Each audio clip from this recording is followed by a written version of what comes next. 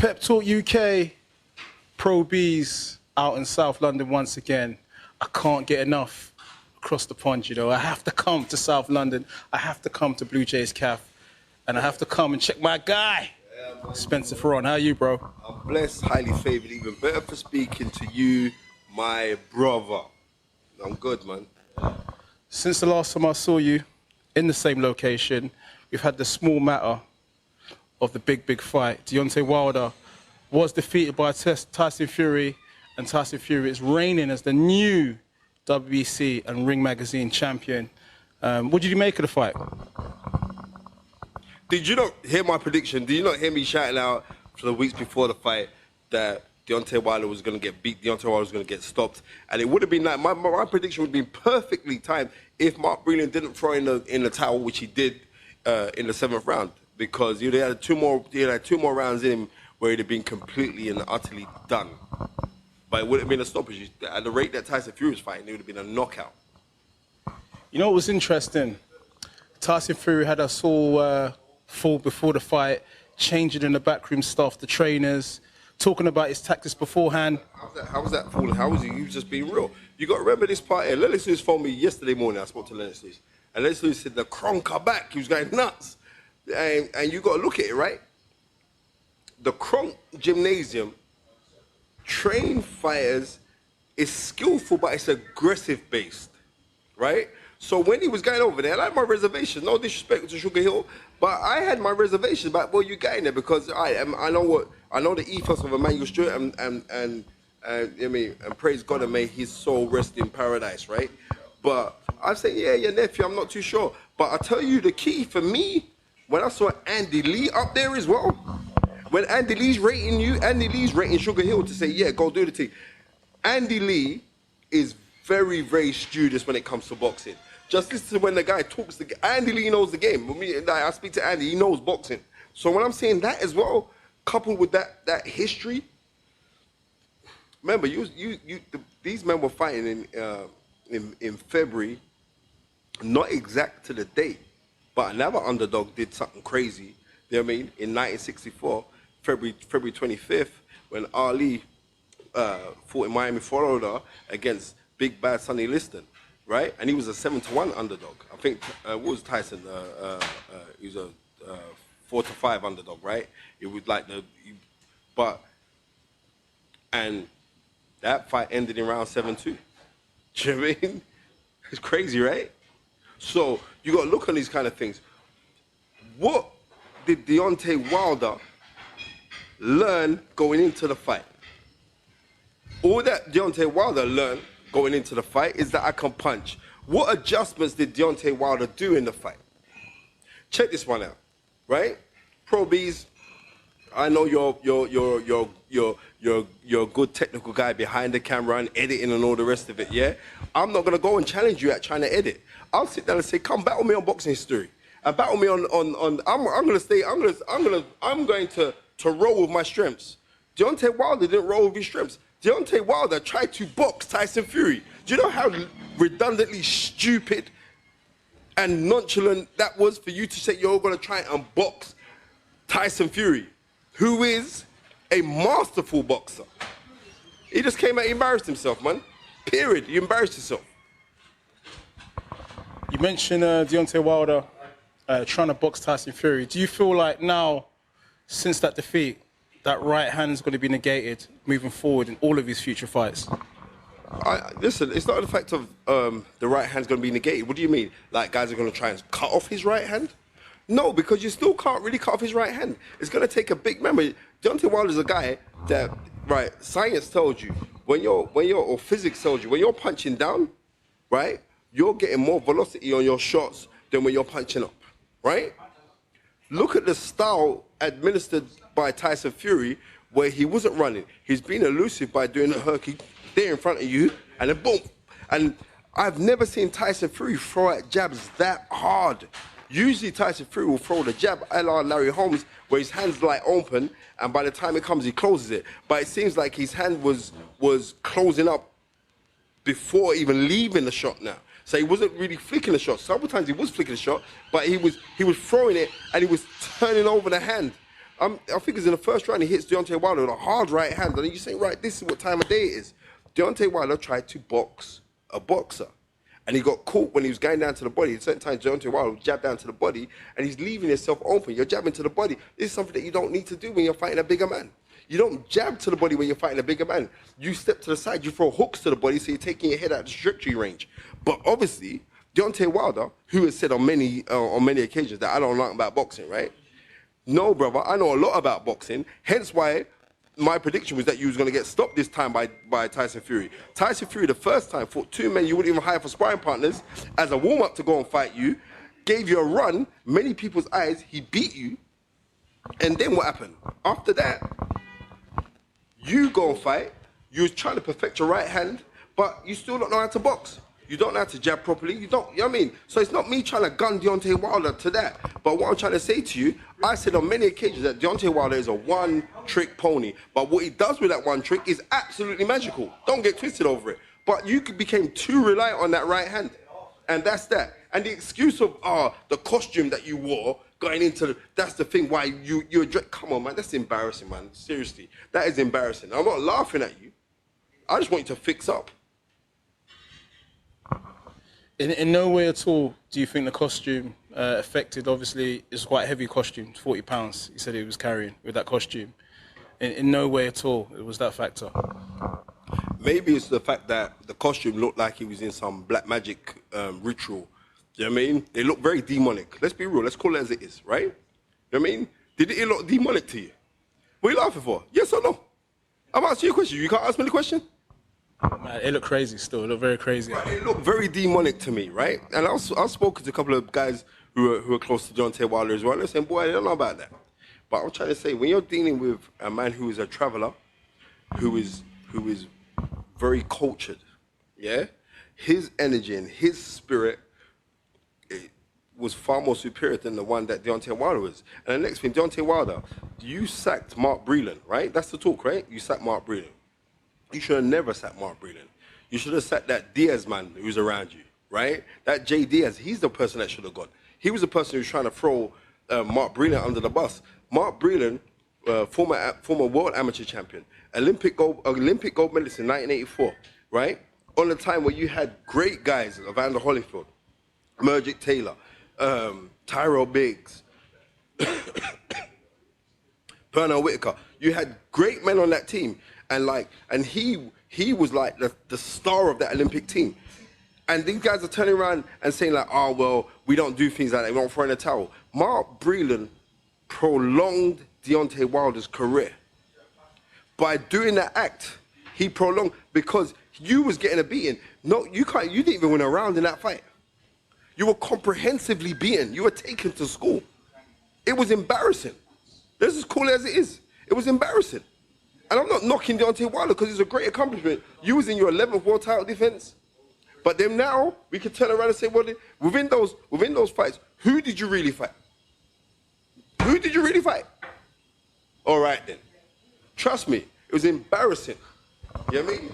That's something I saw Mike Tyson allude to, the fact that he said that Deontay Wilder hasn't fought anybody. You've mentioned that just now.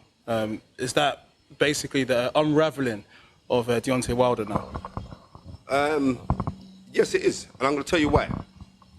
Because you will not...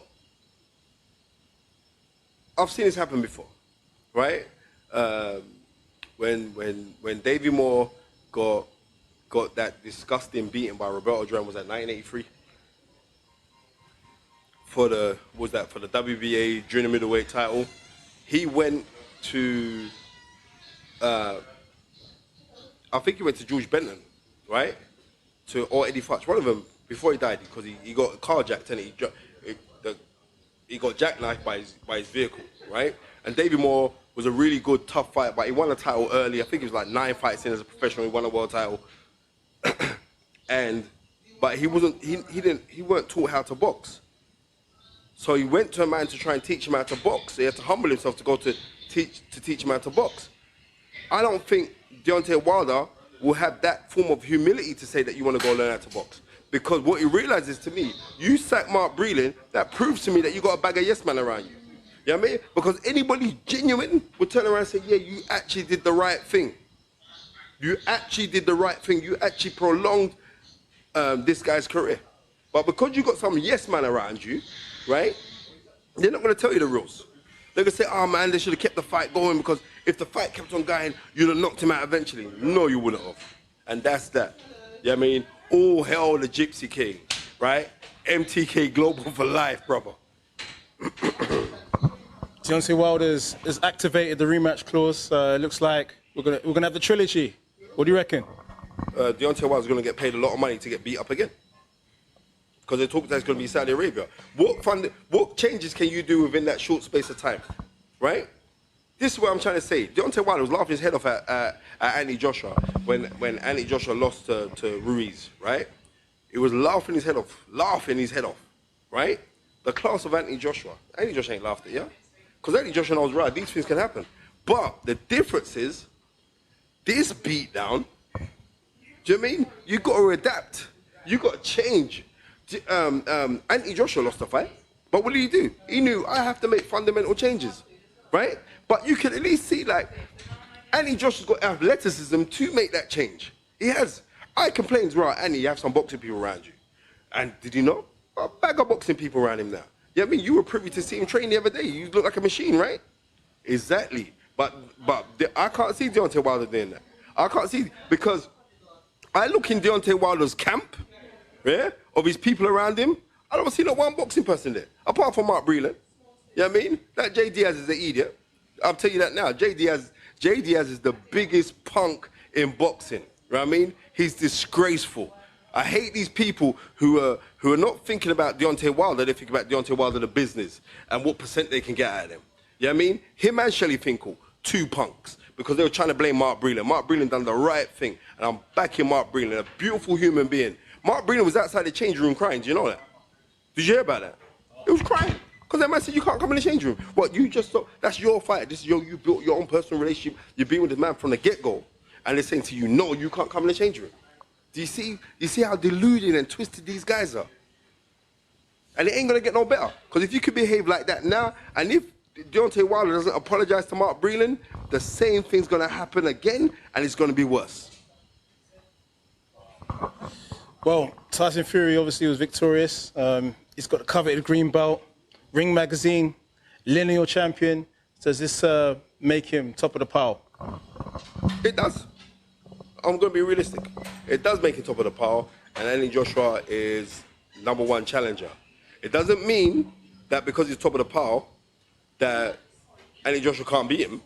It just means for what he has done, what he has accomplished, how he's behaved, how he's come back from depression, drug abuse, obesity, how he's changed his life, that mental health problems and everything else, how he's done that. He's top of the tree, man. And to put in a performance like that against Deontay Wilder, come on, man. Let's call it as it is. He's the #1 heavyweight in the world. Period. If he was the #1, well, Ring Magazine's made him Ring Magazine champion, right? So that would kind of tell you that, right? You know what I mean? He's the #1 heavyweight in the world. But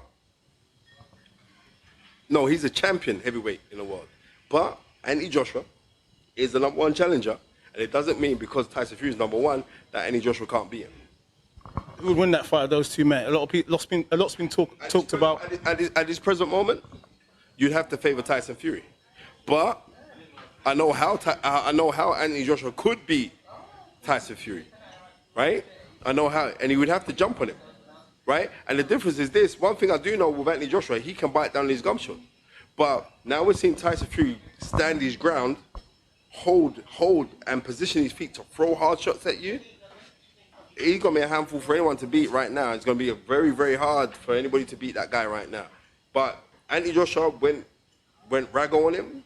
And Anthony Joshua, you never know, because we've seen Tyson Fury go down. So if Anthony Joshua had to jump on him and get raggo, but it's all about the mind, and whose mind can carry him best in that fight. But it'll be a fantastic fight, a fight that I am desperately looking forward to.